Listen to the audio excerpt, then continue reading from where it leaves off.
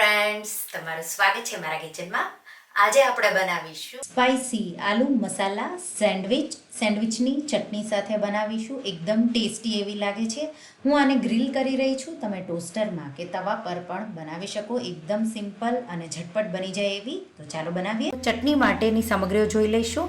2 cup લીલા ધાણા ડાળખા સહિત, 1 કપ ફુદીનાના પાન, 4 થી 5 લીલા મરચાં કે તીખાશ તમારે જોવે એ રીતે, 1 લીંબુ, 2 ટેબલસ્પૂન ડાળિયા, 3 ટેબલસ્પૂન નાયલોન સેવ કે બુંદી પણ વાપરી શકો છો, 1 ટીસ્પૂન જીરું, અડધી ટીસ્પૂન મીઠું, અડધી ટીસ્પૂન સંચળ, 1 ટુકડો આદુનો અને 7 થી 8 લસણની કળીઓ. લસણ ન ખાતા હોય તો ન નાખો તો પણ ચાલે.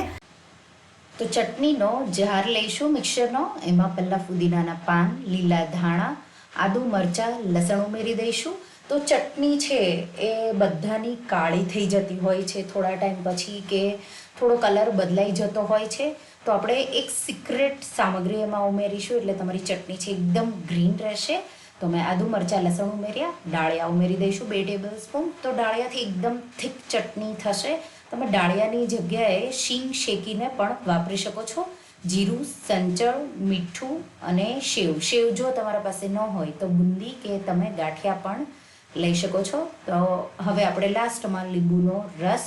તો લીંબુનો રસથી પણ ચટણી છે એ કાળી નથી પડતી, પણ લીંબુનો રસ પણ તમે ઉમેરો તો પણ થોડા ટાઈમ પછી કાળી થવા લાગે છે.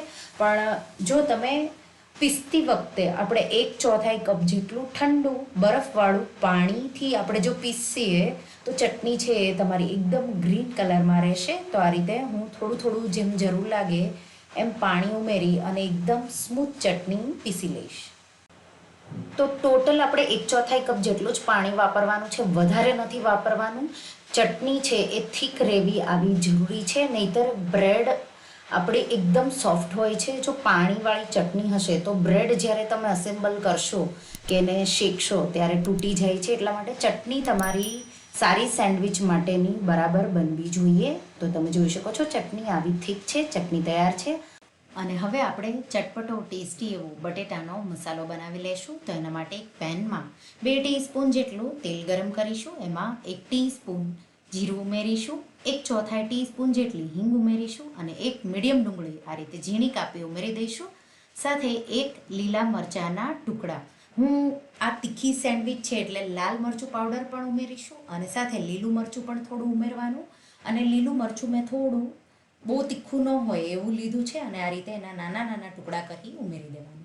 અને ડુંગળીનો કલર બદલાય ત્યાં સુધી આ રીતે એને સાતળી લઈશું.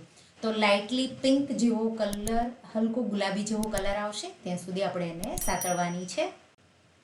તો આ રીતે હવે ડુંગળીનો કલર તમે જોઈ શકો છો બદલાઈ ગયો છે. હવે આપણે એમાં મસાલા ઉમેરી દઈશું. આપણે આ સ્પાઇસી મસાલા સેન્ડવિચ બનાવી રહ્યા છીએ તો એ રીતે મસાલા ઉમેરવાના. 1 ટીસ્પૂન લાલ મરચું પાવડર કે પછી સ્વાદ પ્રમાણે, 1 ટીસ્પૂન સેન્ડવિચનો મસાલો કે પછી ચાટ મસાલો. તો સેન્ડવિચ મસાલો ન હોય તો ચાટ મસાલો વાપરવાનો. મીઠું સેન્ડવિચના મસાલા પ્રમાણે એડજસ્ટ કરવાનું. 1/4 ટીસ્પૂન જેટલી હળદર મિક્સ કરી 1 મિનિટ જેવું આપણે સાતળી લઈશું. તો સારો એવો કલર આવી ગયો છે, 1 મિનિટ જેવું થઈ ગયું છે. હવે આપણે અડધી ટીસ્પૂન ગરમ મસાલો, 1 ટીસ્પૂન શેકેલા જીરાનો પાવડર, એનાથી બહુ સારો એવો મસાલાનો ટેસ્ટ આવશે, મિક્સ કરી દઈશું. અને હવે આપણે 4 મીડિયમ બટેટા હાથેથી મસળી અને ઉમેરી દઈશું. તો અહીંયા તમારે આ રેસીપીથી તમે 6 જેટલી સેન્ડવિચ બનાવી શકશો. તમારે જો વધારે બનાવવું હોય તો એ રીતે મસાલો થોડો સ્પાઇસી બનાવવાનો. તો 4 જેટલા મીડિયમ બાફેલા બટેટા મેં આ રીતે હાથેથી મેશ કરી ઉમેરી દીધા. તમારે મોટું ખમણ ખમણવું હોય તો ખમણી શકો છો. અને સાથે આપણે મીઠું, તો મેં પહેલાં થોડો ચાટ મસાલો અને મીઠું ઉમેર્યું છે તો એ પ્રમાણે મીઠું હવે બટેટાના ભાગનું એડજસ્ટ કરી લઈશું, મિક્સ કરી દઈશું. થોડું સંચળ તમારે નાખવું હોય તો એ પણ નાખી શકો છો. બહુ સારો એવો ટેસ્ટ આવશે. અને એકદમ સારી રીતે મિક્સ કરી દઈશું. તો એકદમ સારી રીતે મેં મિક્સ કરી દીધું છે. આ રીતે તમે જોઈ શકો છો. ગેસની આંચ બંધ કરી દઈશું અને એમાં આપણે 3 થી 4 ટેબલસ્પૂન ઝીણા કાપેલા લીલા ધાણા ઉમેરી દઈશું.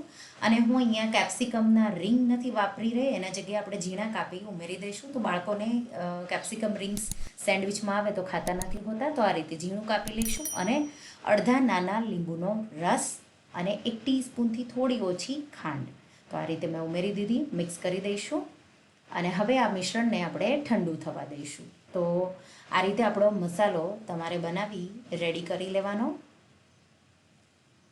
તો મિક્સ થઈ ગયો છે અને સાઈડમાં મૂકીશું. અને હવે આપણે બ્રેડ લઈ લઈશું. તો અહીંયા મેં મલ્ટીગ્રેન બ્રાઉન બ્રેડ કે પછી તમે વ્હાઈટ બ્રેડ ગમે તે લઈ શકો છો. મેં બે લીધી છે અલગ અલગ.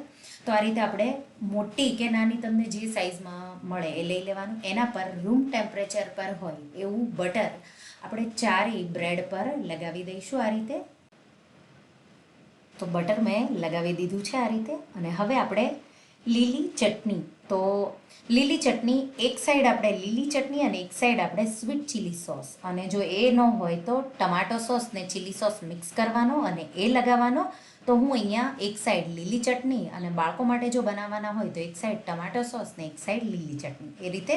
નહીંતર અંદરનો જે મસાલો તો તીખો જ બનાવ્યો છે તો આપણે વધારે તીખું ન થઈ જાય બાળકો માટે એટલા માટે. તો આ રીતે એક સાઈડ મેં લીલી ચટણી અને બીજી સાઈડ મેં હોટ સ્વીટ ચીલી સોસ આવે એ લીધો છે. એ આપણે એક ટીસ્પૂન જેટલો ઉમેરી અને આ રીતે પૂરી બ્રેડ પર ફેલાવી દઈશું. તો લીલી ચટણી તમારે સ્વાદ પ્રમાણે ઉમેરવાની અને એક સાઈડ ચીલી સોસ. તો બહુ સારો એવો ટેસ્ટ સેન્ડવિચનો આવશે. અને હવે એના પર આપણે આ રીતે 3 ટેબલસ્પૂન જેટલો બટેટાનો સ્પાઇસી મસાલો આ રીતે મૂકી દઈશું. તો આ રીતે દબાવી અને પૂરી બ્રેડ પર એક સરખું લેયર આવે એ રીતે તમારે એને આ રીતે ફેલાવી દેવાનું. એના પર આપણે કાકડીના સ્લાઇસ ગોઠવી દઈશું. તો મેં અહીંયા કેપ્સિકમ ને ડુંગળી ઓલરેડી મસાલામાં વાપર્યા છે એટલે ઉપરથી હું નથી ગોઠવી રહી. એના જગ્યાએ માત્ર આપણે ટમેટાં અને કાકડી આ રીતે ઉપરથી ગોઠવી દઈશું. તો કાકડીના આ પાતળા આવા સ્લાઇસ ગોઠવી એના પર સેન્ડવિચ મસાલો કે ચાટ મસાલો અને એના પર આપણે ટમેટાના પાતળા પાતળા સ્લાઇસ આ રીતે ગોઠવી અને એના પર પણ ચાટ મસાલો આ રીતે છાંટી દઈશું અને સેન્ડવિચ બંધ કરી દઈશું. તો બટર તમારે ખાસ લગાવવાનું એટલે બ્રેડ છે એ સોફ્ટ ન થાય. અને બાળકો માટે હું આ બનાવી રહી છું એટલે ચીઝ નાખી રહી છું, પણ બિલકુલ ચીઝ નાખવાની જરૂર નથી. આપણે આ સ્પાઇસી અને એકદમ સિમ્પલ એવી સેન્ડવિચ છે, ખાવામાં બહુ ટેસ્ટી એવી લાગે છે. તો જો હોય ચીઝ તો નાખવાનું અને એના પર આપણે ચીલી સોસવાળી સ્વીટ ચીલી સોસવાળી બ્રેડથી બંધ કરી દઈશું. તો હું અહીંયા એક સેન્ડવિચમાં ચીઝ નાખી રહી છું અને બીજી સેન્ડવિચોમાં નથી નાખવાની. તો આ રીતે આપણે બટર લગાવી દઈશું ઉપરની સાઈડ બે સેન્ડવિચને. અને ગ્રીલરમાં આપણે પહેલાં જે બટર લગાવેલો ભાગ છે એને પહેલાં નીચે મૂકીશું અને પછી ઉપરની સાઈડ બટર લગાવી અને સેન્ડવિચને શેકીશું. અહીંયા હું સેન્ડવિચને શેકવા માટે ગ્રીલર વાપરી રહી છું, પણ જો તમારી પાસે ગ્રીલર ન હોય તો તમે ટોસ્ટર પણ ન હોય તો સાદા તવા પર ઢાંકીને થોડી વાર થવા દેશો તો પણ બહુ સારી એવી લાગશે. તો ઉપરની સાઈડ પણ મેં બટર લગાવી દીધું છે. ગ્રીલર કે ટોસ્ટરમાં જે રીતે ટાઈમિંગ હોય એ રીતે આપણે એને ગ્રીલ કરી લઈશું બંધ કરીને. તો મેં ગ્રીલ કરી લીધી છે અને તમે જોઈ શકો છો એકદમ પરફેક્ટ એવી ગ્રીલ થઈ અને સેન્ડવિચ તૈયાર છે. આપણે એને ચોપિંગ બોર્ડ પર કાઢી અને કાપી લેશું. તો વચ્ચેથી 2 ભાગ કરી લેવાના કે એના 4 ભાગ જે રીતે બહાર સેન્ડવિચ મળતી હોય એ રીતે તમારે એને કાપી લેવાની. તો થોડું પ્રેસ કરી અને જે ક્રોસવાળી નાઈફ હોય કે જેની ઝિગઝેગ જેવી એની બોર્ડર હોય એવા નાઈફથી તમારે કટ કરવાની તો સારી રીતે કટ થશે. તો તમે જોઈ શકો છો એકદમ પરફેક્ટ એવી આ બ્રાઉન બ્રેડવાળી ચીઝ વગરની અને આ ચીઝવાળી વ્હાઈટ બ્રેડ.